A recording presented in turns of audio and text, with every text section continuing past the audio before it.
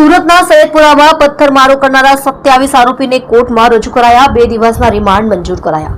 સુરતના સૈયદપુરામાં 8 સપ્ટેમ્બરને રવિવારે રાત્રે રિક્ષામાં આવી 6 કિશોરે ગણેશ પંડાલ પર પથ્થરમારો કર્યો હતો. બાદમાં ભારે લાગણી જેવી સ્થિતિ સર્જાઈ હતી અને પોલીસને ટીયર ગેસના સેલ છોડવાની અને લાઠીચાર્જ કરવાની નોબત આવી હતી. આ ઘટના બાદ પોલીસે 32 આરોપીઓની ધરપકડ કરી હતી. આ ઘટનામાં હવે ચોંકાવનારી વિગતો સામે આવી રહી છે. પોલીસે 6 કિશોરોને પકડ્યા છે. એમાંથી એક આરોપી સવારે સરકારી સ્કૂલમાં અને સાંજે મદ્રેસામાં જાય છે. તેમજ તે 6 સપ્ટેમ્બરે મિત્રો સાથે ગણેશ પંડાલ પર આવ્યો હતો અને પાણીના પાઉચ ફેંકીને ભાગી ગયો હતો. ત્યારબાદ 7મીએ પથ્થર ફેંકવાનો પ્રયાસ કર્યો હતો પણ તેમાં નિષ્ફળ ગયો હતો. જોકે 8 સપ્ટેમ્બરની રાત્રે પથ્થર ફેંકવાના ષડયંત્રને અંજામ આપી દીધો હતો. 6 કિશોર સિવાય તમામ 26 આરોપીઓને હાલ ઉમરા પોલીસ સ્ટેશનથી લઈ જઈ લોઅર કોર્ટમાં રજૂ કરવામાં આવ્યા હતા. પોલીસ દ્વારા 14 દિવસના રિમાન્ડની માંગણી કરવામાં આવી હતી. બંને પક્ષ વચ્ચે 2.5 કલાક દલીલો થઈ હતી. ત્યારબાદ કોર્ટે 23 આરોપીના 2 દિવસના રિમાન્ડ મંજૂર કરવામાં આવ્યા છે, જ્યારે 4 આરોપીઓને જેલ કસ્ટડીમાં મોકલી આપવામાં આવ્યા છે, જેમાંથી 2 આરોપીઓ હાલ સારવાર હેઠળ હોવાથી તેમને સારવાર બાદ જેલમાં મોકલવામાં આવશે, જ્યારે 6 કિશોર આરોપીને બાળ સુધાર ગૃહમાં મોકલવામાં આવ્યા છે. ટોળાએ મારો પોલીસને મારો બૂમ પાડી હતી. સરકારી વકીલ નયન સુખડવાલાએ જણાવ્યું હતું કે પોલીસ ચોકી અને પોલીસ કર્મીઓ પર હુમલો થયો હતો. હત્યાનો પ્રયાસ સહિતની કલમ દાખલ કરવામાં આવી છે.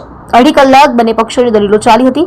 આયોજનબદ્ધ રીતે તેઓ મારી નાખોનું ઉચ્ચારણ કરતા હતા. પડદા પાછળ કોણ છે તેની તપાસ કરવી જોઈએ. 17 જેટલા મુદ્દાઓ હતા જે રિમાન્ડ માટે રજૂ કરાયા છે.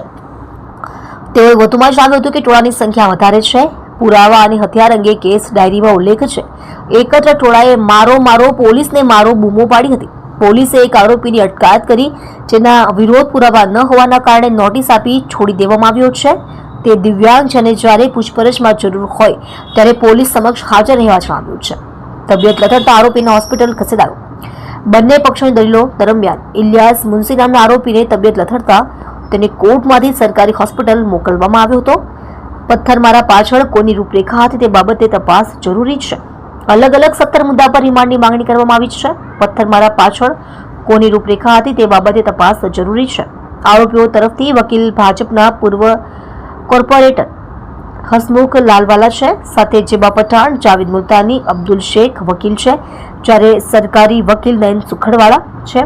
આરોપીઓ વિરુદ્ધ આઈપીસીની કલમ 324(4), 125, 121(1), 109, 115(1), 189(1), 189(2), 190, 191 હેઠળ ફરજમાં રૂકાવટ, પોલીસ અને પબ્લિક પર પથ્થરમારો, પોલીસના વાહનોની તોડફોડ અને નુકસાનનો ગુનો નોંધવામાં આવ્યો છે.